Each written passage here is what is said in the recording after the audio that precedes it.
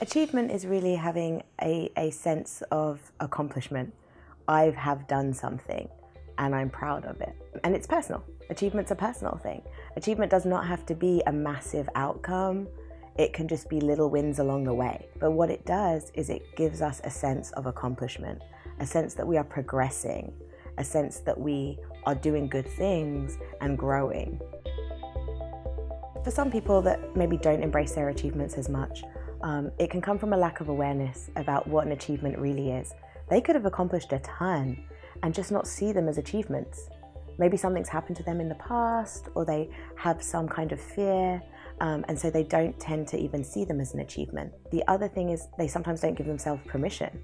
They don't feel like they should celebrate their achievements. And then the third thing we find is sometimes they're just so busy and so distracted, going from task to task to task to task, that they just never stop and step back and say, what did I do really well? So for example, say you find public speaking really tough, but you had to give a presentation that week to a whole bunch of people, and you've done it and you kicked it out the park and it was really, really good. Someone that celebrates their achievements and is normally in a more positive headspace will take a moment to really feel good about that. They'll feel good and they're fine to say, I had a really good job of that. They have a comfort with saying that. And they might even share it with someone. They might even go out to dinner and celebrate the fact that they've done this amazing presentation. Someone that doesn't misses that opportunity completely. They might not feel like it was even an achievement to them, right? They might think only big things, these massive big wins are achievements, and they might not see these small wins. But what that does is they miss the opportunity to really inject a lot of positivity and motivation into their life. Humans need a sense of achievement and progression to feel good and to feel motivated. It's like if you're working towards any goal, if you're trying to lose weight, for example, right?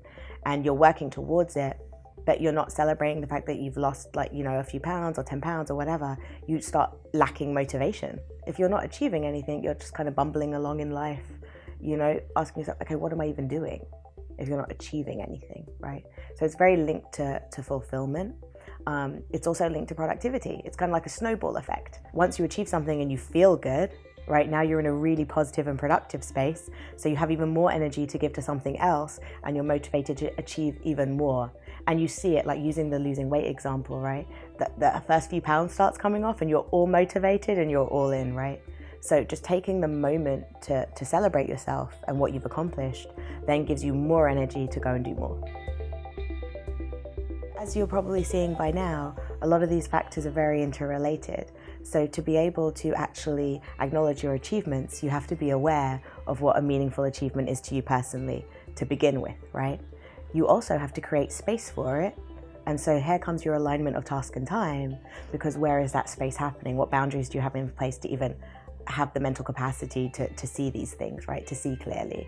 To embrace a better relationship with achievement, what you can do and start straight away is just every week, maybe on a Friday, maybe on a Sunday, just spend 5 minutes to yourself and ask yourself, what am I really proud of this week? What did I do really well?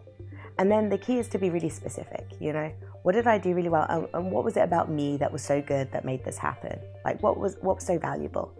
And you'll start seeing that you're actually achieving a lot more than you think.